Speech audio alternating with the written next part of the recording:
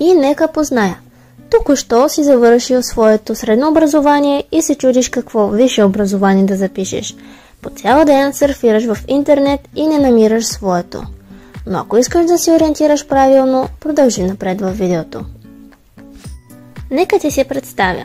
Аз съм Цвети и в момента съм студентка четвърти курс към Софийски университет Свети Климент Охридски. И по-точно към факултетът по науките за образованието и изкуствата. А какво уча ли? Ела, сега ще ти разкажа. Аз съм всестранно развита личност. От интереси към изобразително до музикално изкуство, фотография, филми, езици, педагогика и възпитание, мас-медии и какво ли още не. И да, това тук съм аз. Преди 4 години и аз като повечето току-що завършили училище се чудех какво да уча. Прерових целия интернет, но не намирах своето. Така дойде време да кандидатствам за висше образование и попаднах на нещо странно звучащо – медийна педагогика и художествена комуникация. Това пък какво е? Без много мислене кандидатствах.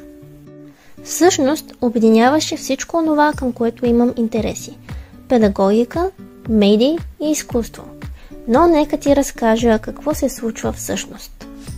Тази специалност е свързана с проектирането и реализирането на масово-комуникационна и художествена продукция, предназначена за детската аудитория и публика. Формират се умения за диагностика и консултиране по актуални въпроси на организацията и управлението на образованието. Това е една система от знания, умения и нагласи за задълбочено и критично осмислене на проблемите, които са свързани с възпитанието, обучението на децата в информационното общество в контекста на масовата и художествена комуникация.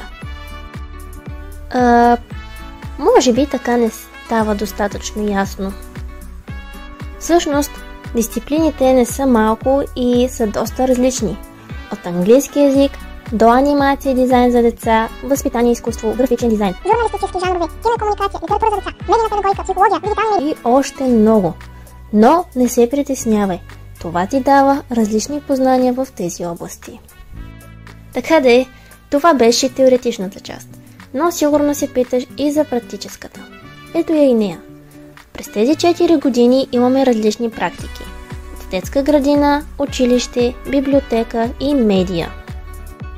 Освен да наблюдаваме процесът отстрани, всъщност имаме и възможността да влезем в обувките на преподавателя.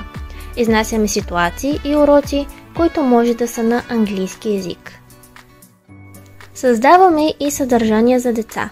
Анимации, анкети, тестове, онлайн игри, различни макети, уроци и материали за обучение. Идва ред и на практиката в библиотека. Имаме възможност да се запознаем с самата структура, както и да развием умения за работа с каталози и извършването на библиографски справки.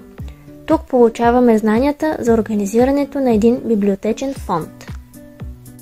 И накрая, но не на последно място, е практиката в медийна институция. Телевизия, радио, рекламна или пък маркетинг агенция, изборът е твой. Защо да запишеш специалността медийна педагогика и художествена комуникация? Чрез тази специалност имаш много възможности за развитие. Ще придобиеш комплексни знания в сферите на педагогиката, медиите и изкуството. Работата с деца остава сладки спомени и имаш поле за креативност. Ще можеш да се докоснеш и до страхотни специалисти в тези сфери. Надявам се това видео да ти е било полезно и благодаря за вниманието.